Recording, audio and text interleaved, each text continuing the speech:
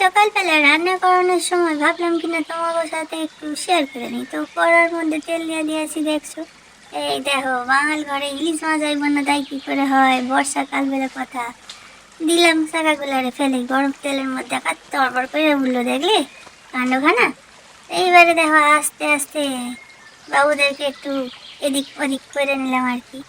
আমরা বেশি ভাজি না, ইলিশ মাছ বেশি ভাজলে স্বাদ পায় না। আর এইবারে তুলে নিয়ে দিয়ে দিলাম একটু কালো জিরে, তারপরে দিয়ে দিলাম কেটে রাখা টমেটো কুচি। এবারে ওর মধ্যে একটুখানি অল্প করে নুন দিয়ে দিব, অল্প করে দিব, এখন ওই টমেটো গুলানের মজাতে হইব কি না। এইবারে দিয়ে দেবো একটু রসুন কুচি, রসুনটারে ঘষে দিব।